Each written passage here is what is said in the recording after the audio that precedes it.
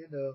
It's a lot more gentlemanly when it was just a gunfight and not a great big atomic war, man. I mean, gee whiz, you know. Yeah, they both boil down to the same basic thing. I don't like the looks of you over there. You don't like the looks of me over here. Let's fight it out, okay? Oh, my goodness, what a dumbass way to go, man. Like there's something feeding on misery out here, don't you know?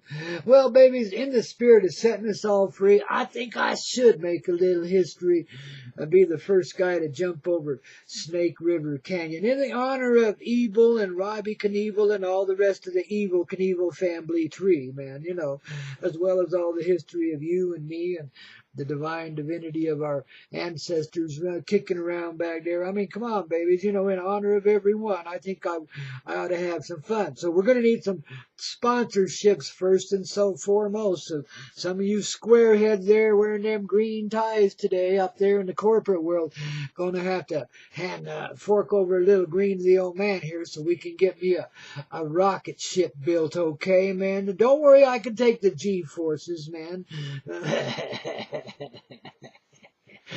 We'll just show you a little magic, or we'll just show you something really tragic, one of the two, man. But people will be lining up for tickets now to see this, you know. And the movie, oh my goodness, it'll be big, babies, you know. Well, at least a little flash in the pan anyway. Good way to make some quick cash. You dumbass. Whoops. What did I say? I didn't mean that along the way. Just because you've been retarded in your investment since day one. Oil company Mongols and so forth. I mean, you are Mongols, man. A bunch of Mongolian dweebs, man. No, Mongols are pretty damn, what am I thinking? Mongols. Isn't that what it is? The old Mongoloid. That's what I'm thinking, Mongoloid. No, you know, that place over there where all the Indians came from, over there by China, that Mongolia place, that's really a cool place, man. You know, hard to live there because it's like, you know, wow, cold. It's only summer for like 33 days, exactly, and that's all. The rest of the time it's winter, man, you know, and blowing and drifting snow all the time. And you got to ride around on ponies and stuff because they don't have interstate highways and easy financing on automobiles and stuff, you know. They haven't quite got to that stage yet, and they never will because they don't like that shit. They know better. See, they're right next door to Tibet and stuff, you know, so they got, you know, a little of that medicine going on too. Well, if that's the mother of the nations of the tribes over here on Turtle Island, well, babies, you see where they got it from. You see, that's their traditional ancestry. If that's all real, if there ever was a land bridge, there was too, man, but it's like not more than what they think it is, you know. Well, anyway, we'll get down to the historical stuff again when it ain't so damn boring, okay? Today's not that kind of day, because, man, we've been living in the Wild West sort of way, you know, getting it on in a gentle sort of way, man. Not a Mongoloid sort of way. That's where I was, man. Shoot ya, you Mongoloids out there, you know, investing in oil pipelines and stuff. Now, look, just stop it, you know. I mean, here.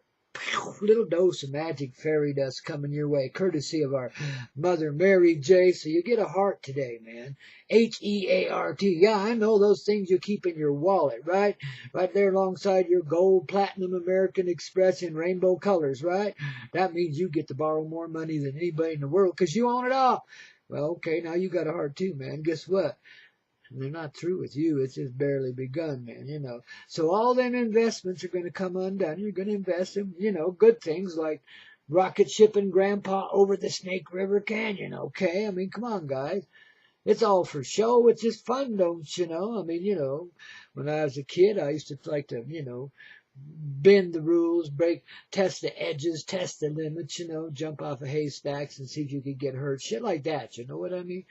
And you get away with it most of the time, you know. Hell, I jumped a bicycle off a ramp one time, like 50 feet or so, you know. I was a real crazy little dude, man, you know. I didn't know the normal limitations that most folks did. I knew I was invincible. Well, I didn't know that. I didn't even think about it in those terms. I just wanted to have some fun. I like the challenge of it. I like the thrill of it. I like the coordination of it. You know, you got to be pretty good, jump 50 feet on a bicycle, not come down all busted up. Well, maybe we can take a little bit of that luck and that, hopefully a little bit of skill in there somewhere left over from my childhood, and we go rocket ship right over that Snake River Canyon, or maybe even the Grand Canyon, make it real grand. No, that's a national park. I don't want to violate that.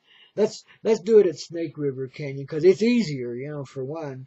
Inside that, I don't know. I think it'd be a disgrace to do such a thing over the Grand Canyon. It's just too grand. I mean, I don't want to take away from that. I love that place. It's like the center of the universe down there in the Red Rock country, man. And I got a deep attachment to that, don't you? Well, you should have if you don't already, man. So let's get it on, okay? Pay attention to what's going on in your world, in other words, man. See where your heart really is and take it there. Let it take you there, okay? Speaking of which, now, guess what? All this magic journeying we're talking about, well, you can come and take a magic journey with Grandpa and some of your family friends, familiar family friends, but not real blood family, but you know what I mean, Jelly Bean? We're all blood of the same blood, see? So it's all your family, don't you see? We all come off the same family tree. Just leaves on the same old vine, man, all the time, and blossoms of it too. Ooh, blossoming petals, baby, anyone? I like those petals, man. Come and take a journey with Grandpa. This September, mid-September, we're going places, man, in a little magic bus of one sort or another. I haven't quite got that arranged yet, but it's on its way.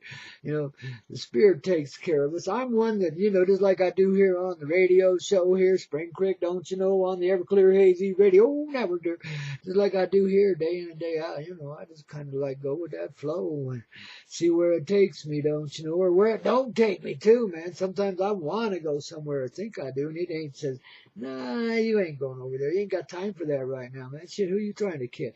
And it's true. My life is here, right here at the pilot each helm of this spaceship love, man, here in Studio 420, helping the likes of you and me too, and Oki Wan. I mean, he's the biggest helper we got, like I said. He's king of Crestonia, man. I ain't gonna tell you who's queen. Kind of got to figure that out for yourself. By coming over here and visiting with Grandpa, maybe booking on to this magical little trip we're going to take and be really hip. We might go down there to that Grand Canyon. You never know. I'll bet we do. But you never know, man. We're just going to point it in some direction and say, heart, lead away and go with the flow, man, and party down everywhere we go. That means just be happy. Doesn't mean be drunk and sloppy, but of course we'll be high. It's legal here, you know what I mean? And if we go anywhere else, like over to the Grand Canyon, by that time Arizona should be legalized. Everybody else is. But if they're not, we'll leave it back there in the border town, come back and get it on our way back, man, because we ain't going to get our asses arrested. But we know how to stay high. And it doesn't take smoking Mary Jane or anything else. It's just, being in a good vibe, man. Being in that tribe vibe, man. And it just takes you there, man. See, in other words, once you're there, it can't be released. Once you've got that feeling of unity going on, it can only grow. It can only, that's the point of first attachment. That's the rooting down into the reality, the truth of our unity, of our united way, all of us. And that ain't some crap commercial charity you got to give money to. No, this is what you give your heart to by seeing that it's true and allowing it to be. Just let yourself live that way naturally. See, now we're all still just learning and growing, so, cut yourself a little slack too. Maybe you won't get it all at once. Some do. But if you don't, maybe you're a little stubborn like me, like that. Piss around a little in this 3D before you set yourself free. I don't know why, but there you go, man. It's all part of the medicine, don't you know? Your heart knows. If you'll let it, it'll reveal it all to you. You just got to be ready for it, because it's a little bit beyond what you've been thinking it is and believing it is. It's a lot more. Human beings are one of the most expansive divine instruments ever to be invented by the mother-loving heart. And the father-loving heart inside of her, man. I mean, you got to think about that. The man's inside the woman all the time, man, whether he's a baby or making one, okay? You understand what meaning, babies? We come from woman. We are that woman. But not woman in that female sense, woman in that mother sense. You understand? That's why you have them little titties on your chest. Some of you got them pretty exaggerated these days because you eat, stuff with bovine growth hormone in it, and makes titties grow. But anyway, that just tells us, see, we are replications of the mother love, the one original mother, which is, of course, the Mother Earth, who produced the first mother who walked out of the ocean and says, hey, let's make a baby, baby. But she didn't have nobody else around. She had to do it herself. But after that, then it got fun, okay? Oh, Grandpa kind of pulling your chain a bit today, but at the same time, it's, a reality that we live in, and it is taken every bit as lightly as that. It's kind of a divine metaphor. See, and this is how we get away with all that we do here in the 3D, because in another level, another way, none of it's taken seriously. The only place the tragedy really occurs is right here in the 3D. Any other level, it's not seen as tragically as it would be here. In fact, it goes on until we see like the more noble nature of a human heart in motion inside of each person, every person that lives here. And it ain't just human. It's all of these hearts that are here, the Koyote too, all of us, We're a united tribe with creation. All of our relatives, as the Lakota people say. I say all of our cousins and uncles and aunts, man. I like to kiss them cousins. They're the funnest kind. Oh, I think I'm getting over all that, aren't you? Not ever. Oh, good, good, good. Baby, the party's on at our place here on the HEY Z Radio Network with Grandpa Coyote, Obi-Wan Kenobi, Mother Mary Jane, and a whole raft of good old friends tuning in many different ways. And here's to your beautiful heart and the great grand start we got on this day, baby. I'm so in love with you. Ain't nothing like the rhythm of a heavy bass tone to get your body moving. Get your bacon a shaking, man.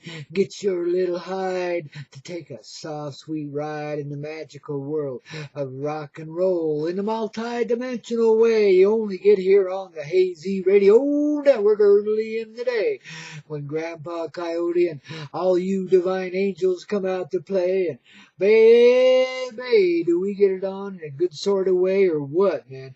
I'd say. How many of you felt the power of that full moon last night, eh? Well, wasn't any of us out moon bathing last night here in old Crestonia, I'll tell you.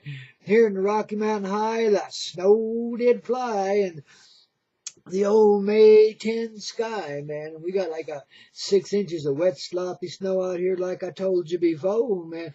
But, it's trying to melt away if we just get this little hazy fog out of the way. But that's the way it is springtime in the Rockies, man. And it changes moment to moment, let alone day to day. And tomorrow it'll be sparkling and bright. By Sunday we'll have nothing but, bright sunlight and 72, man. Ideal springtime weather too, man. So we'll be all right. See, we just gotta grunt it through. But see, we're like the Rocky Mountain grizzly bear, man. We know when to stay in the cave and when to come out again. You know what I mean? Ooh, and winter is a time of hibernation in a place like Crestonia, where you got the high altitude Rocky Mountains and all the unpredictable weather to go with it. Let alone a more full effect of the full moon every time it comes around town, man. I'm telling you, the higher you are, the more you feel it. That's why people climb to the pinnacles of tall mountains. That's part of the reason, because you're more connected with your reality in a place like that. You can almost experience a divine feeling in a human sort of way, being on top of a mountain like Everest one day, standing there putting your little flag down and say, baby, I've been here. But then you stand there, you feel the flow, and the wind it gets steadies out, so you can stand, man.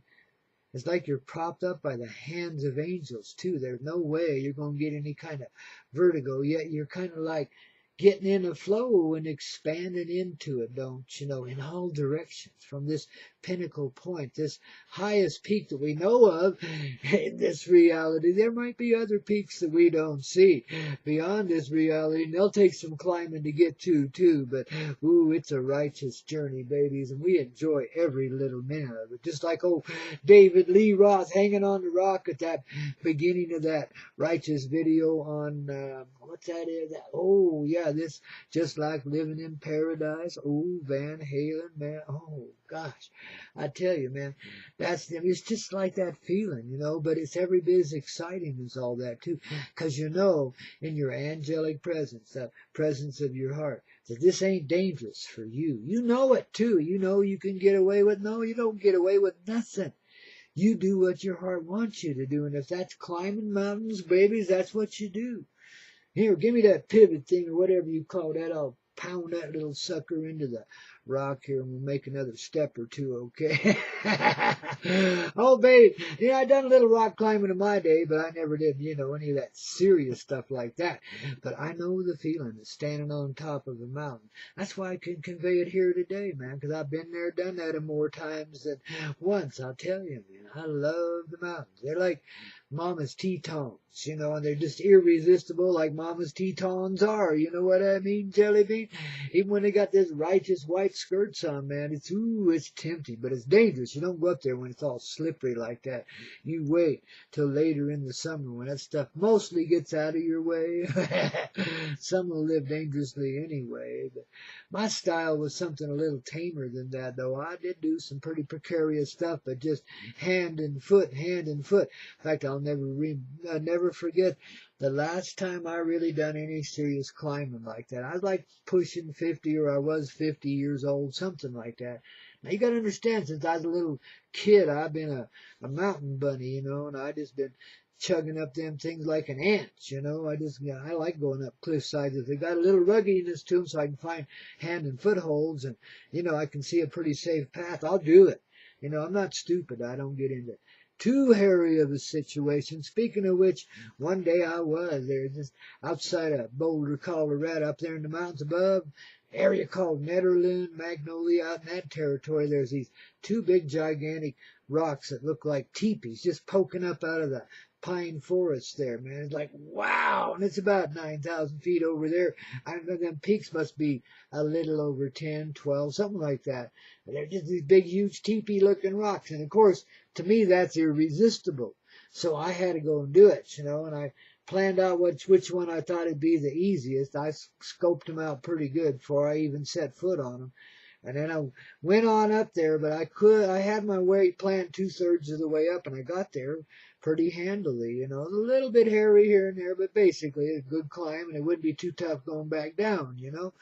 So there I was, but I come to this place like a dead end. Smooth face on one side with a real ruggedy forest down below that, and it's just almost a straight sheer drop off. No real handholds there, nothing. So I look on this other side, and over there, there's like, you know, all these little pock marks in this rock face. And it's kind of tilted inward, you know, you got like about an 80-degree angle, you know. So it's just not quite straight up and down, it's just tilted into itself a little bit. And I'm looking at that and my eyes are already picking out a hand and foot path already. They can see it from there. It's almost like a mapped out program. I knew it, you know, and I knew if I could get over to that other side, then I could finish the ride up the ridge and be to the top of it.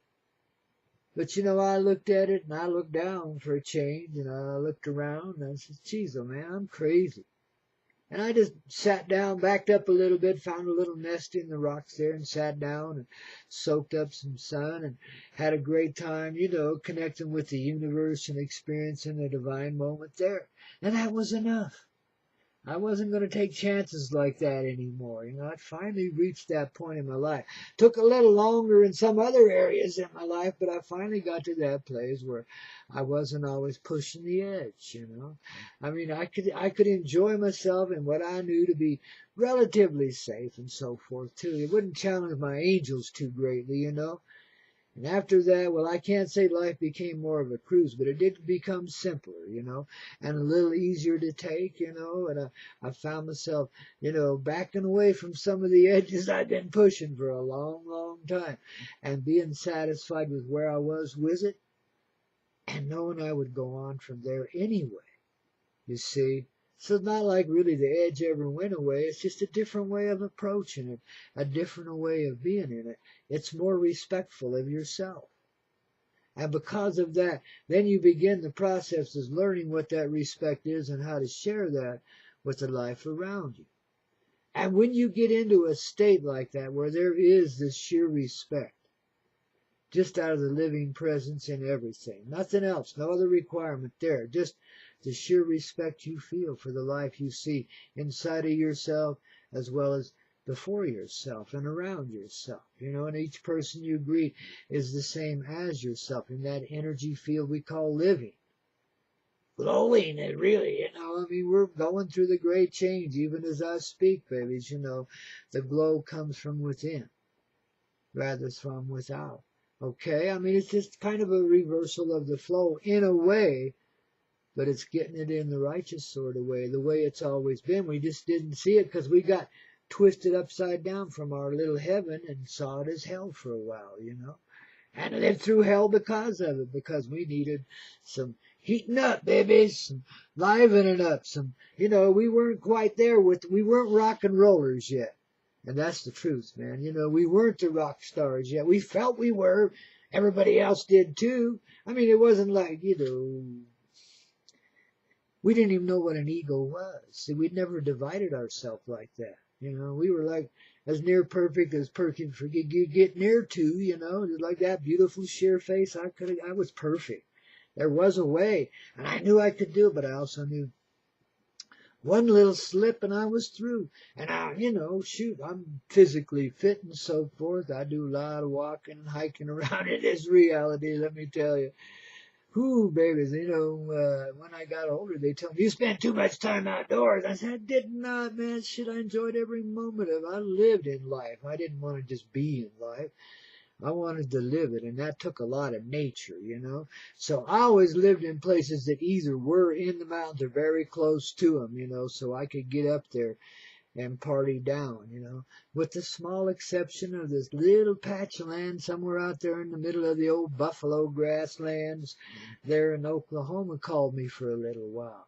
And I hung out there, but I had to reconnect with that spirit of the buffalo, and there were some ancient saints there that needed a little shaking and baking and a little righteous coffee, so I was there to share all of that with them and then some, They're also the ones that got me started on YouTube.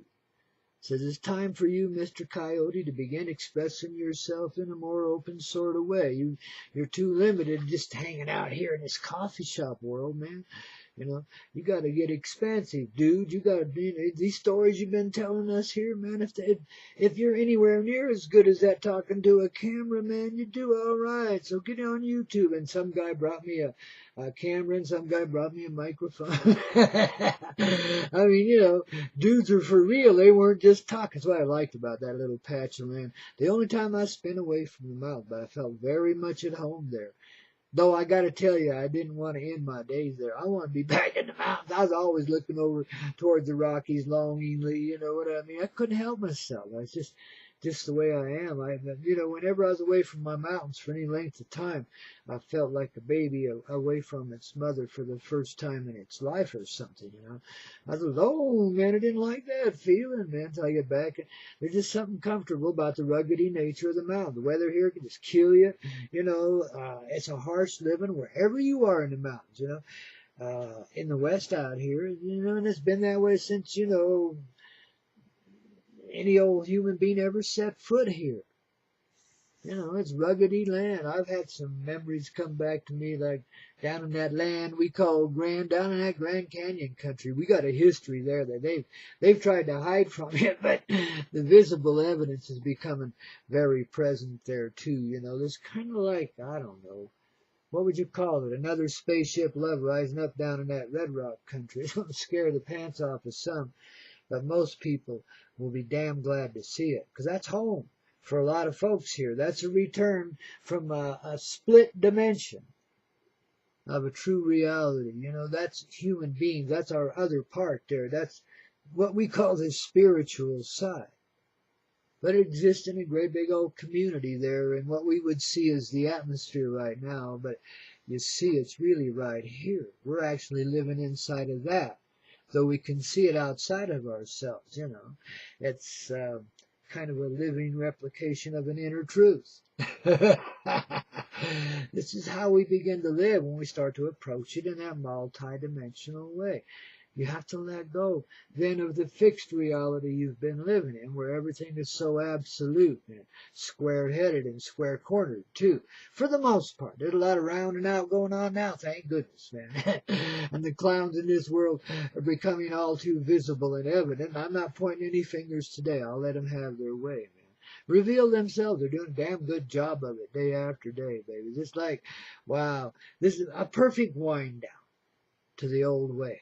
You know, to the shit that the Romans and the Babylonians and the Atlanteans, some a little offshoot of them began back in their day. I mean, the warlike thing, you know. I mean, well, it's what we were here to work out anyway, with that oppositional force, you know.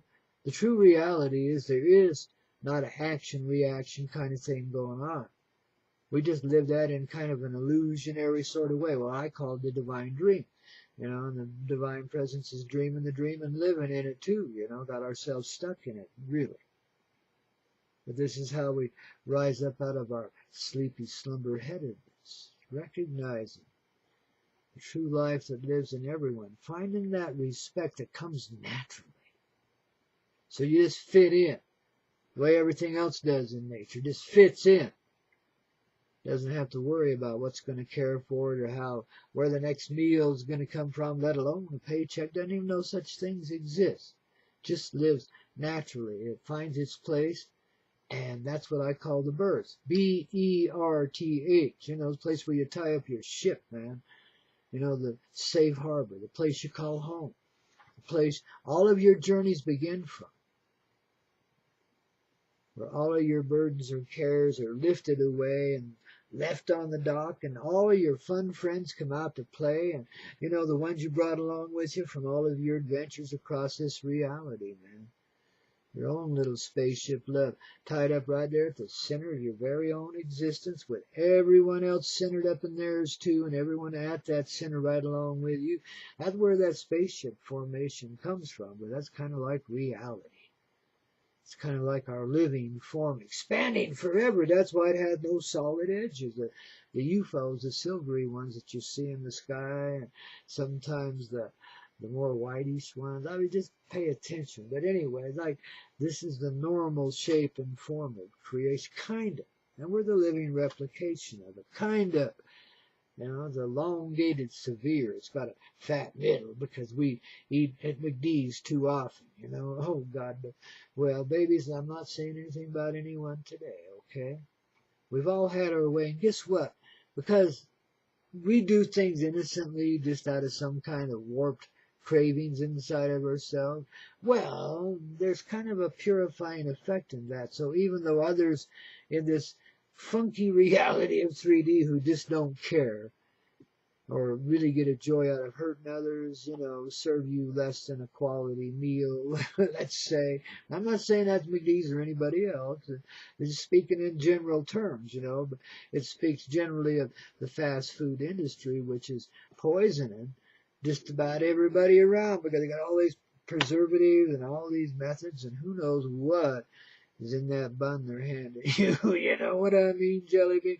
They've been caught at it a time or two, but for the most part, the reality lets them get away with it, you know. So they've hooked you on synthetic food, you know, that's full of poisons, man. And somehow, even though you might know that, you got a little nagging mother inside says, don't you go eat that stuff. Mom, it's only $3, you know.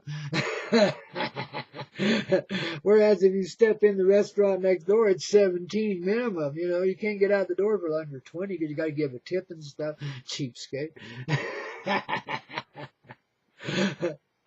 But see, when we start to respect ourselves such things, well, will naturally be drawn away from anything like that. Doesn't mean the fast food go away. The whole concept of it would change. You'd find these little orbital looking things, about 60 feet wide, maybe 120 in some cases, depending on where they were located. But they'd always be up on some kind of a little pedestal, and they'd have this, atomic looking shape, a spatial shape that's kind of an elongated sphere, well, what they call a disc, a flying disc. It looked just like what you call a UFO, man. Or that'd be a restaurant, just like the old silver diners in the old railroad car kind of thing that started back there in the Northeast, man.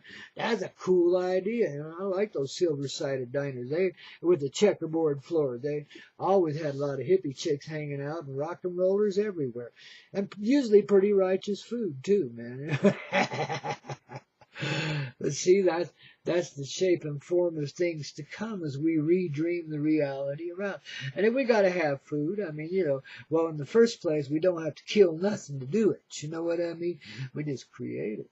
So, I mean, it's like we give ourselves these restaurants, these little rock and roll UFO diners, let's call them, they got lots of windows too, man. You see out everywhere, you can see all directions, man. That's why it's up on a pedestal so you can see around, Got to have that, plus it gives it the effect of the first ship. It came back after humans had destroyed this planet once before, and she had to rehabilitate a whole lot.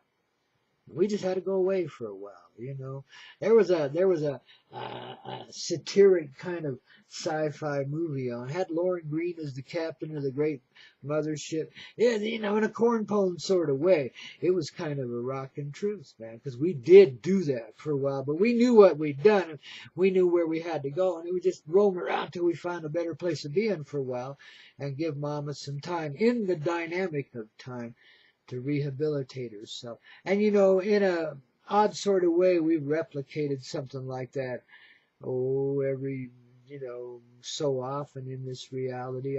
There's always an effect of it. In fact, as these times come where things are kind of looking like they're falling apart out there in this old real world, this harsh world of, gimme, gimme, gimme, take, don't you mess with me, I'm your Uncle Jake, and I'm the king now, okay, I'm ruling here, baby, get out of the way. And that can be extremely distracting, but that's not where the action is really happening. The action's inside of you in this rock and roll world we live in, too, of course. But the action is being the Jackson. The Michael Jackson right there at the center of it. You ain't confused at all. Nobody's going to poison you to death with some exotic drug. Oh, no way, man. You're going to live forever, dude.